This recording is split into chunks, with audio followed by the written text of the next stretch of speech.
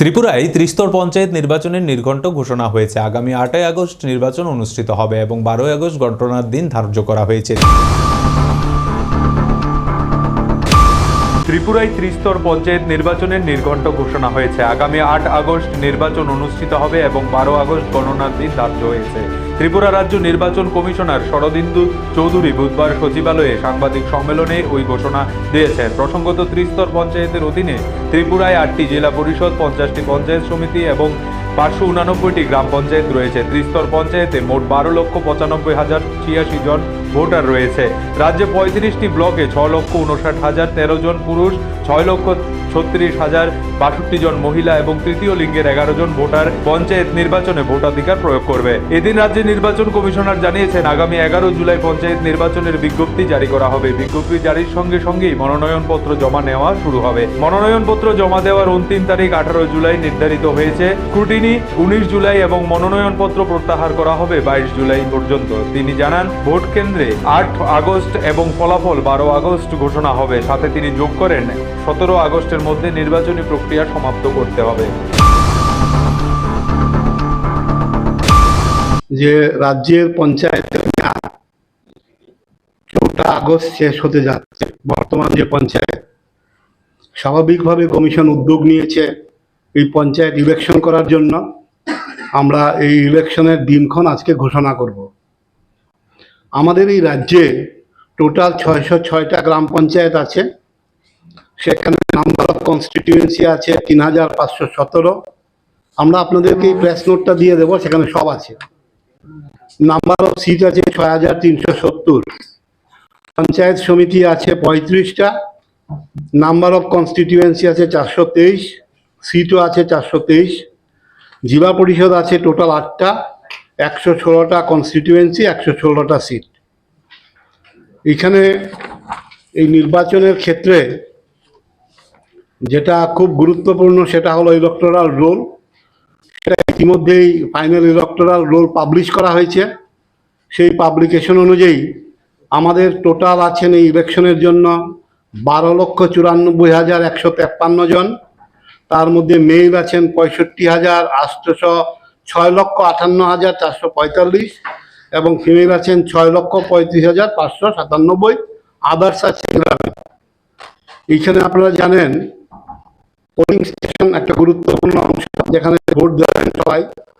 আমাদের total district wise identify করে 2,650টা polling station আছে।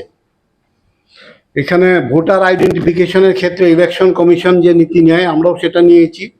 এপিক ব্যবহার করা হবে আইডেন্টিফাই করার জন্য। তাছাড়াও অল্টারনেটিভ ডকুমেন্টকে আমরা অ্যালাউ করব ভোটার আইডেন্টিফিকেশন করার জন্য। এইখানে ব্যালট বাক্স যেটা ব্যবহার করা হবে, 2 প্রকারের ব্যালট বাক্স। সেটা হবে গোদরেজ এবং বাঙ্গো।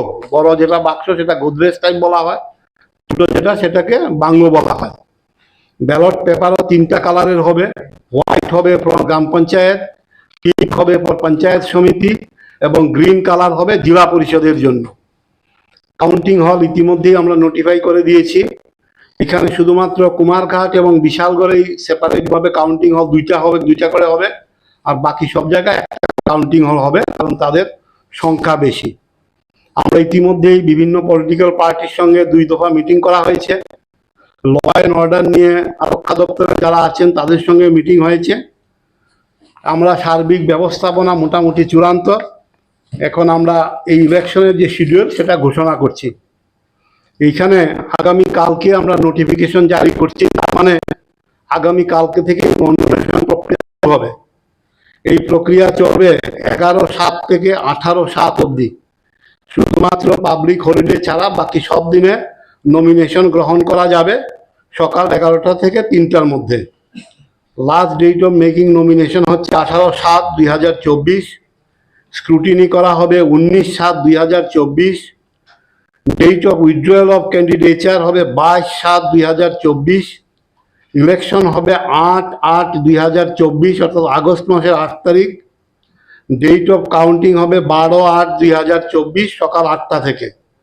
সমস্ত ইলেকশন প্রসেস কমপ্লিট করা হবে 17/8/2024 মধ্যে।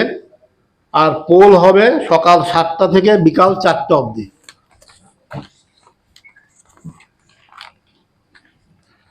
এইখানে আমরা বলে দিয়েছি আজকে থেকেই আমাদের মডেল কোড অফ কন্ডাক্ট চালু হবে। তবে যেহেতু পঞ্চায়েতের ভোট, এটা কিন্তু শুধুমাত্র পঞ্চায়েত এরিয়াতেই কার্যকর থাকবে। আমরা ইতিমধ্যেই সমস্ত রাজনৈতিক দলের কাছে ওদের সাহায্য চেয়েছি যাতে ইলেকশনটা পিসফুলি সংগঠিত করা যায়।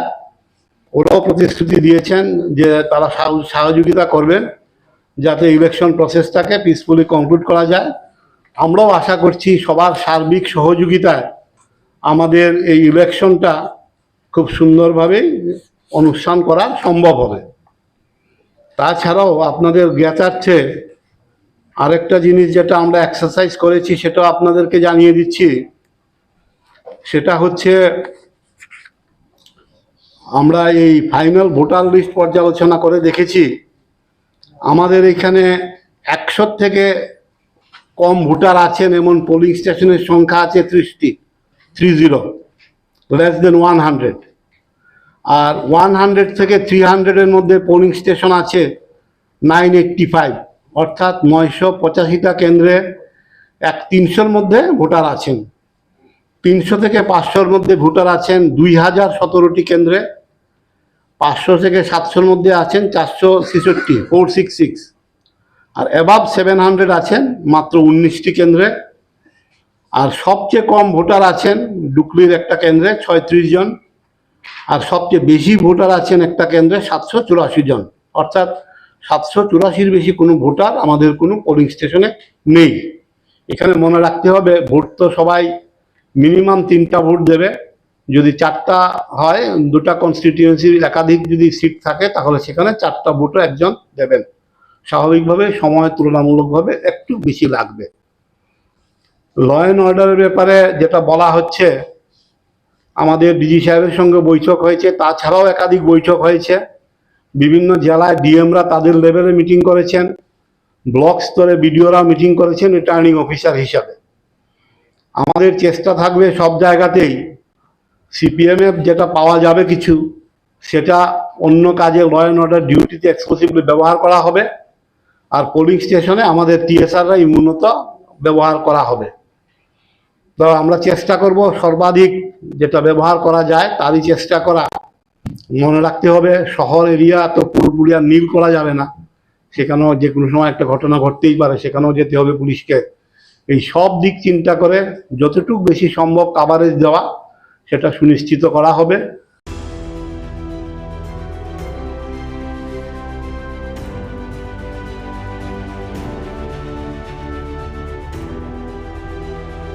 Bureau report, Asian Times.